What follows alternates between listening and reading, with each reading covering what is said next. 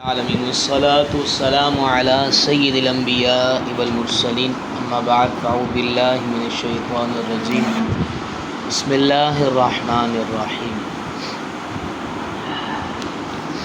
گزشتہ جو فصل تھی ہماری حقیقت اور مجاز، وہ مکمل طور پر اختتام پذیر ہوئی۔ آج سے ہماری جو فصل شروع ہو رہی ہے وہ ہے استعارے کی پہچان۔ استعارے کی پہچان، استعارہ مجاز ہی کا دوسرا نام ہے۔ استعارہ کیا؟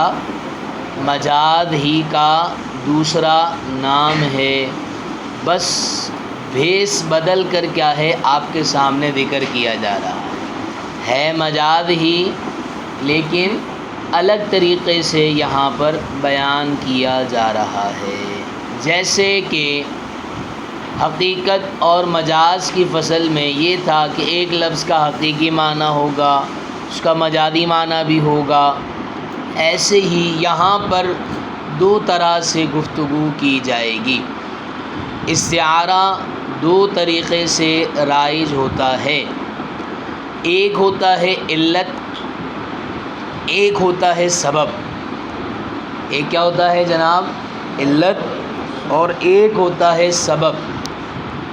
علت بول کر معلول مراد لینا، سبب بول کر مسبب مراد لینا۔ جیسے کہ حقیقت تھا اور مجاز تھا، میں صرف آسان کرنے کے لیے آپ کو پیچھے سے اس گفتگو کو جوڑ رہا ہوں کہ جیسے حقیقت تھا، ٹھیک ہے، اصل، اس کی فرع مجاز، ایسے ہی ان دونوں کے اندر بھی استعارہ دو طریقے سے ہے، علت اور سبب۔ علت گویا اصل ہے، سبب گویا اصل ہے، اور مسبب گویا مجاز ہے، معلول گویا مجاز ہے۔ اچھا، معلول اور مسبب، معلول اور مسبب، ان دونوں کو حکم بھی کہا جاتا ہے۔ کیا کہا جاتا ہے؟ تو پریشان نہیں ہونا کہیں پر میری گفتگو کے اندر معلول کی جگہ حکم نکل آئے، مسبب کی جگہ حکم نکل آئے، تو اس سے مراد، اگر میں سبب بول رہا ہوں، سبب بول کر حکم مراد لینا، تو اس حکم سے مراد مسبب ہے۔ ڈیفینیشن بھی آپ کے سامنے عرض کرتا ہوں، لیکن ابھی فی الحال آپ اس اصطلاح کو سمجھ لیجئے، ٹھیک ہے۔ جیسے مثال کے طور پر علت بول کر حکم مراد لینا، تو یہاں حکم سے مراد معلول، معلول سے مراد حکم، ٹھیک ہے۔ تو یہ دونوں طریقے سے اصطلاحات استعمال کی جاتی ہیں، تو اس میں پریشان ہونے والی بات نہیں ہے کہ بھائی ہمیں پڑھایا تو علت بول کر معلول تھا، یہ حکم کون سی بلا کا نام ہے؟ تو یہ حکم کیا ہے؟ یہ معلول ہی ہے۔ یہ اگر سبب کے اندر آئے تو مسبب ہے، علت کے اندر آئے تو معلول ہے۔ اب دیکھیں بیٹا، تعریف سمجھیے گا، بہت آسان تعریف ہے، تعریف لکھ لیجئے۔ علت کی تعریف، علت کی تعریف یہ ہے کہ علت وہ ہے جس پر شے کا وجود موقوف ہو۔ علت وہ ہے جس پر شے کا، کسی بھی چیز کا کیا ہے؟ وجود، پایا جانا کیا ہے؟ وہ موقوف ہو، ٹھہرا ہوا ہو۔ علت وہ ہے جس پر شے کا وجود موقوف ہو، ٹھیک ہے۔ اب لکھیے بیٹا سبب کی تعریف۔ سبب وہ ہے جو حکم تک پہنچنے کا ذریعہ ہو۔ سبب وہ ہے جو حکم تک پہنچنے کا کیا ہے؟ ذریعہ ہو۔ اس پر، اس سبب پر، اس سبب پر حکم کا وجود موقوف نہ ہو۔ آئیں کھڑے رہیے گا۔ اس سبب پر حکم کا وجود موقوف نہ ہو۔ اب سمجھیے بیٹا جناب اس بات کو، یہ کیا کہنا چاہ رہے ہیں؟ لکھ لیا ہے؟ توجہ میری طرف کیجئے گا۔ فرماتے ہیں، توجہ میری طرف، توجہ میری طرف، بعض اوقات آپ کو دونوں چیزیں علت اور سبب دونوں ایک ہی لگے گا، لیکن جب تک آپ اس فرق کو ذہن میں نہیں رکھیں گے آپ علت اور سبب کو علیحدہ علیحدہ نہیں کر پائیں گے. ٹھیک ہے، وہ فرق کیا ہے؟ دراصل دیکھیں، علت وہ ہے کہ جیسے ہی بولی جائے نا، جیسے ہی بیان کی جائے تو اس کی وجہ سے ڈائریکٹلی طور پر انسان کیا ہے، حکم تک پہنچ جاتا ہے. ڈائریکٹلی طور پر انسان حکم تک پہنچ جاتا ہے، یعنی گویا حکم کا وجود اس علت پر موقوف ہوتا ہے کہ یہ علت جیسے ہی پائی جائے گی حکم بھی پایا جائے گا. مثال کے طور پر کسی شخص کا نکاح کرنا، نکاح علت ہے. جیسے ہی نکاح کیا، ملک متعہ اس انسان کو حاصل ہو گئی. اچھا، ملک متعہ کسے کہتے ہیں؟ وہ مخصوص انسان کا حصہ، چلے انسان سے بھی آگے، وہ مخصوص عورت کا حصہ کہ جو پہلے اس مرد پر جائز نہیں تھا اب جائز ہو گیا. ٹھیک ہے، میں اشارے میں ہی عرض کر سکتا ہوں. ٹھیک ہے، یہ بن رہی ہے، ورنہ میں آپ کو کھول کر نام بھی بتا دیتا. صحیح فرماتے ہیں کہ وہ مخصوص حصہ کہ جو پہلے مرد پر کیا تھا، جائز نہیں تھا، اب کیا ہو گیا، جائز ہو گیا، وہ متعہ کہلاتا ہے. جیسے ہی نکاح کیا، بتائیے وہ مخصوص حصے کا مالک بن گیا، مخصوص حصے کا. اچھا، نکاح کے ساتھ ہی وہ ملکیت بھی حاصل ہو گئی. بتائیے کیا نکاح اور اس ملکیت کے بیچ میں کیا کوئی شے ثالث موجود ہے جو اس حکم تک پہنچا رہا ہو؟ نکاح کیا، جیسے ہی نکاح کیا، یہ جو ایجاب و قبول کا سلسلہ ہوتا ہے، ٹھیک ہے، فلاں کا فلاں سے نکاح کیا جا رہا ہے، جی میں نے قبول کیا. جیسے ہی یہ میں نے قبول کیا، یہ ملکیت نکاح کے ساتھ کیا ہو جائے گی، متصل ہو جائے گی. تو یہ لفظ نکاح، یہ نکاح کرنا علت، ملک متعہ کا وجود کیا ہو گیا، یہ معلول حکم. یہ ڈائریکٹلی طور پر یہ علت اس ملکیت تک پہنچا رہی ہے، کوئی بیچ میں واسطہ نہیں ہے. اس ملکیت کا وجود یہ نکاح ہے. اس ملکیت کا وجود کیا ہے، یہ. اور ہم نے تعریف آپ کو کیا لکھوائی کہ وہ علت وہ ہے کہ جس پر شے کا وجود موقوف ہو، جس پر شے کا وجود موقوف ہو، یعنی یہ علت پائی جائے گی تو اس کا وجود بھی ہو جائے گا، اس کا وجود بھی ہو جائے گا. یہ ہے جناب علت. ٹھیک ہے، اب سبب، علت اور سبب کے درمیان فرق یہ رکھیں گے نا تو آپ کو بہت آسان انداز میں سمجھ میں آ جاوے گا. ٹھیک ہے، فرماتے ہیں کہ سبب، میں نے تعریف آپ کو کیا لکھوائی، سبب وہ ہے جو حکم تک پہنچنے کا ذریعہ ہو، اس پر حکم کا وجود نہ ہو، اس پر حکم کا وجود موقوف نہ ہو. جیسا کہ مثال کے طور پر شرا سمجھتے ہیں، خریدنا. بیع ہوتا ہے بیچنا، شرا ہوتا ہے خریدنا. ٹھیک ہے، لفظ شرا، کوئی شخص اگر کسی فیمیل کو خریدے، آج کے دور میں تو یہ ہے نہیں، ٹھیک ہے، غلامیت کا دور. ٹھیک ہے، لیکن اگر سپوز کریں پچھلے دور کے اندر چلے جائیں، میں آپ کو صرف اتنا سمجھانا چاہ رہا ہوں کہ سبب حکم تک پہنچنے کا کیسے ذریعہ ہوتا ہے. خریدنا، کسی عورت کو، کسی کنیز کو خریدا گیا. جیسے ہی کسی کنیز کو خریدا، لفظ شرا، میں نے اس کو خریدا. اچھا، خریدنے کے ساتھ ملک رقبہ حاصل ہوتی ہے. ملک رقبہ سمجھتے ہیں، غلامیت کی ملک، یعنی ملک رقبہ سے مراد یہ ہے کہ اب یہ غلام آپ کا ہوا، یہ غلام آپ کا ہوا، اب آپ اس سے فائدہ اٹھا سکتے ہیں. فائدہ اٹھانے سے مراد یہ کہ یہ کام کاج کی بھی آپ کے کام آ سکتا ہے یا آ سکتی ہے. ٹھیک ہے، دونوں مراد لے لیں آپ. اچھا، آپ اگر کوئی حکم دیں تو اس پر آپ کا حکم چلانا بالکل بجا ہے اور اس کا آپ کا حکم ماننا لازم و ملزوم ہے. ٹھیک ہے، آپ کہیں جھاڑو لگا، جھاڑو لگانا کیونکہ یہ آپ کی ملک. رقبہ ویسے کہتے ہیں گردن کو، کسے کہتے ہیں؟ گردن کو. ٹھیک ہے، لیکن یہاں پر کیا ہوتا ہے؟ ملک رقبہ، گردن یہ اصل ہوتی ہے انسان کے جسم کے اندر. ٹھیک ہے، جز بول کر کل مراد لیا جاتا ہے. جز بول کر کیا مراد لیا جاتا ہے؟ دروس البلاغہ پڑھ رہے ہیں آپ لوگ تو اس میں آئے گا یا آ چکا ہوگا.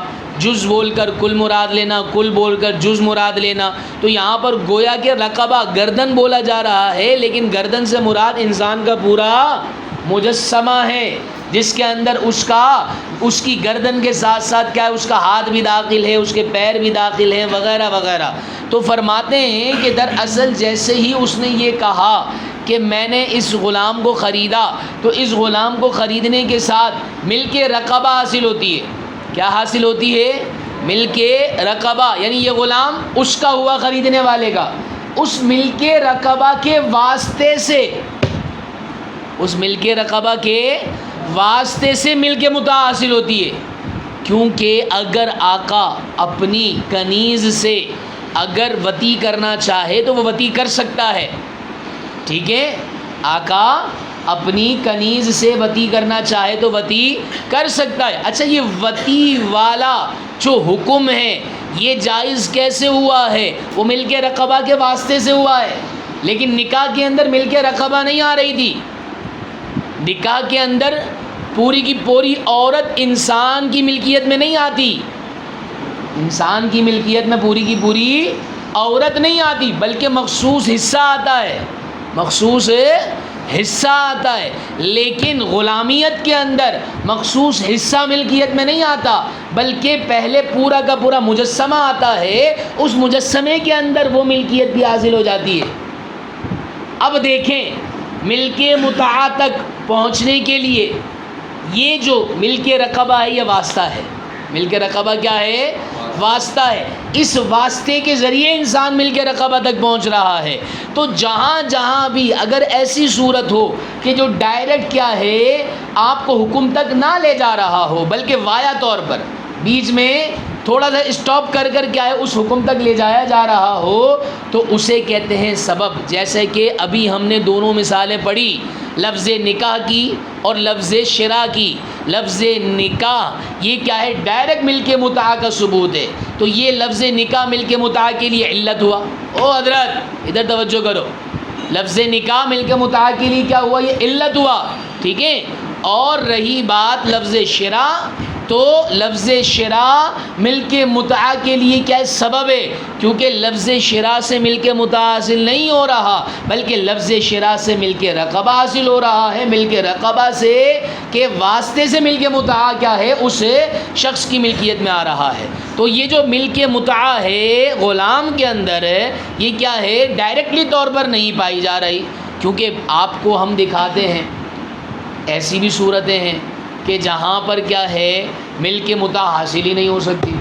ملک متاع حاصل ہی نہیں ہو سکتی. بھائی غلام کو خریدا، کنیز کو نہیں خریدا.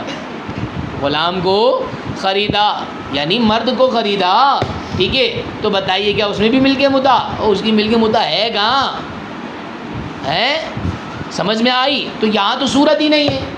میں نے آپ کو سمجھانا ہے اس وجہ سے. دیکھیں یہ مثال. اچھا، بعض صورتیں ایسی ہوتی ہیں کہ وہاں متاع موجود ہے، متاع موجود ہے، لیکن پھر بھی ملکیت نہیں پائی جائے گی. کیسے؟ کوئی شخص کیا ہے اپنی قریبی رشتہ دار کو خرید لے، اپنی قریبی رشتہ دار کو خرید لے، وہ فیمیل بھی ہے، مان لیا ہم نے. لیکن اللہ کے پیارے نبی صلی اللہ تعالیٰ علیہ وسلم نے ارشاد فرمایا، ہر وہ ذی رحم محرم جس کا تو مالک ہو تو وہ تجھ پر آزاد ہے. تجھ پر کیا ہے؟ آزاد ہے. اب دیکھیں، شراء بھی پایا گیا، ملک رقبہ بھی پائی گئی، لیکن ملک متاع نہیں پائی گئی. کیونکہ شراء جیسے ہی ہوا ملک رقبہ ہوا، ملک رقبہ جیسے ہی ہوا وہ آزاد ہو گئی. وہ کیا ہو گئی؟ آزاد ہو گئی.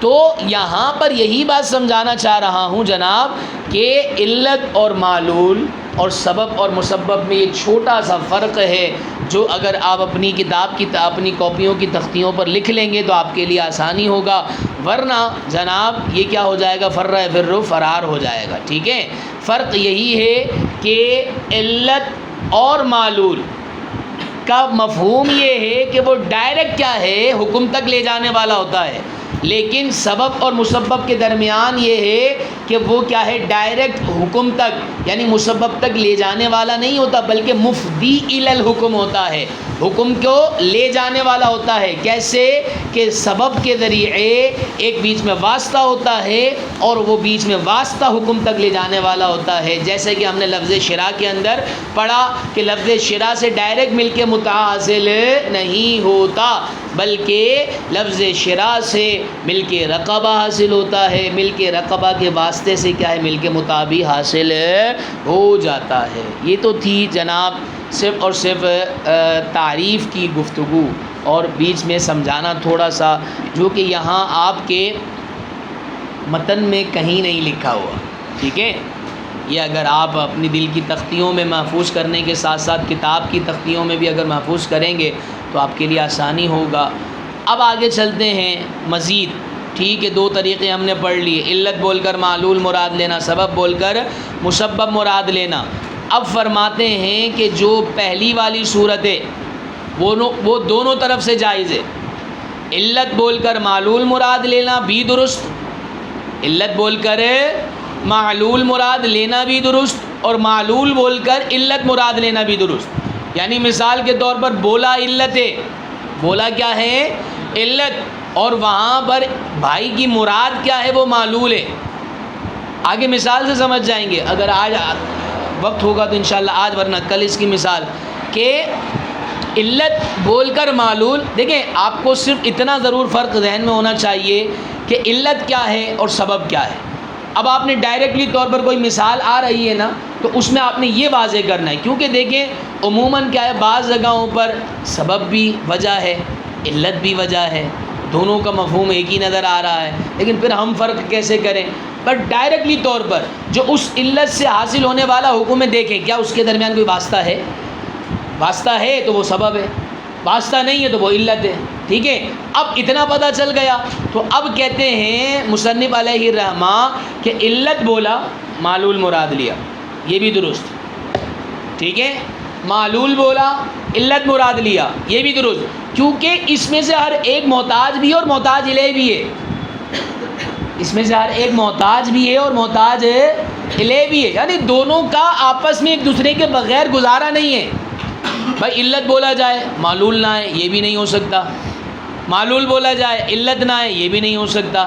تو پھر جب یہ دونوں ایک دوسرے کے ہی محتاج ہیں، ہر ایک محتاج بھی ہے اور محتاج الیہ بھی ہے، تو پھر جناب من دونوں طریقے سے ہی کیا ہے، استعارہ جائز ہے. یعنی انسان کہیں پر بولے علت اور وہ اپنی گفتگو میں نیت یہ کر لے کہ میری مراد معلول تھی، میری مراد کیا تھی، معلول تھی. اس کو آپ سمجھ لیں گے مثال کے اندر، جب میں آپ کو مثال عرض کروں گا. مثال تھوڑی طویل ہے ورنہ میں اس کو چھیڑوں گا تو پھر گفتگو ادھوری رہ جائے گی نا. پہلے فی الحال اب اتنا سمجھ لیجئے کہ علت بول کر معلول مراد بھی لے سکتے ہیں، معلول بول کر علت بھی مراد لے سکتے ہیں. ٹھیک ہے، اچھا رہی بات سبب اور مسبب کے درمیان، تو فرماتے ہیں سبب بول کر مسبب تو مراد لے سکتے ہیں، سبب بول کر مسبب تو مراد لے سکتے ہیں، لیکن مسبب بول کر سبب مراد نہیں لے سکتے. اس کی وجہ یہی ہے کہ سبب کیا ہے، وہ محتاج ہے، ٹھیک ہے، اور مسبب محتاج الیہ، لیکن ان دونوں میں سے ہر ایک محتاج اور محتاج الیہ نہیں ہے. کیونکہ ہر جگہ میں نے جیسے کہ آپ کے سامنے عرض کی کہ ہر جگہ کیا ہے، مل کے مطابق حاصل ہو، یہ بھی ضروری نہیں ہے. بھائی خریدا بولا گیا، غلام تھا تو اس میں مل کے متع حاصل ہی نہیں ہوگی. اچھا فیمیل بھی ہے، پھر بھی مل کے متع بعض صورتوں میں حاصل نہیں ہو سکتی کہ قریبی رشتہ دار کا مالک ہو گیا. تو سبب بول کر مسبب تو مراد لے سکتے ہیں، لیکن مسبب بول کر سبب مراد نہیں لے سکتے. یہ ہے استعارہ دو طریقوں سے رائج، دونوں کو آپ کے سامنے عرض کر دیا، دونوں کی تعریفات بھی کر دی، اس تعریفات کو آپ کو مثالوں سے سمجھا بھی دیا، اور پھر ان کا حکم بھی بیان کر دیا کہ علت بول کر معلول، معلول بول کر علت، اور سبب بول کر مسبب، اور مسبب بول کر سبب بول کر مسبب تو مراد لینا جائز ہے، لیکن مسبب بول کر سبب مراد لینا جائز نہیں ہے۔ اس کی مثال اگلی پیج پر آ رہی ہے، اس سے پہلے ہم اس کا ترجمہ کر لیتے ہیں۔ فصل فی تعریف طریق الاستعارۃ۔ استعارہ کے طریقے استعارہ کے طریقے کی پہچان کے بارے میں فصل۔ اعلم ان الاستعارۃ باحکام الشرع مضطردۃ بطریقین، جان لے پترا بے شک استعارہ شرعی احکام میں رائج کیا گیا ہے، مضطردۃ رائج کیا گیا ہے، بطریقین دو طریقوں کے ساتھ، احدہما ان دونوں میں سے ایک، لوجود الاتصال بین العلت والحکم، ٹھیک ہے، علت اور حکم کے درمیان کیا ہے، اتصال کے وجود کی وجہ سے، اتصال کے وجود کی وجہ سے، والثانی لوجود الاتصال بین السبب المحض والحکم، اور دوسرا سبب محض صرف سبب اور حکم کے درمیان اتصال کے پائے جانے کی وجہ سے، جس سے میں نے آپ کو علت اور معلول اور سبب اور مسبب سمجھایا نا، یہ یہیں پر یہی بیان کرنا چاہ رہے ہیں۔ فالاول منہما، ان دونوں میں سے پہلا وہ کون سا تھا، علت اور حکم کا اتصال، ٹھیک ہے، حکم ما معنی معلول، ٹھیک ہے، فرماتے ہیں فالاول منہما، ان دونوں میں سے پہلا، یوجب صحت الاستعارۃ من الطرفین، ثابت کرتا ہے صحت الاستعارۃ، استعارے کے صحیح ہونے کو، من الطرفین دونوں طرف سے، یعنی علت بولا معلول مراد لیا تو بھی درست، معلول بولا علت مراد لیا تو بھی درست، والثانی یعنی سبب محض اور حکم کے درمیان اتصال، فرماتے یوجب صحتها من احد الطرفین، ثابت کرتا ہے اس استعارے کے صحیح ہونے کو، من احد الطرفین دونوں طرف میں سے ایک سے، وہو استعارۃ الاصل للفرع، ظاہر سی بات ہے یہاں پر کہا کہ ایک طرف جائز ہے، تو کوئی یہ بھی سوچ سکتا تھا کہ بھائی الٹا والا، تو انہوں نے بتا ہی دیا، وہو استعارۃ الاصل للفرع، یعنی اصل سبب اور فرع مسبب، ٹھیک ہے، اصل بول کر فرع تو مراد لے سکتے ہیں، یعنی سبب بول کر مسبب تو مراد لے سکتے ہیں، لیکن کیا ہے، مسبب بول کر سبب مراد نہیں لے سکتے۔ مثال الاول،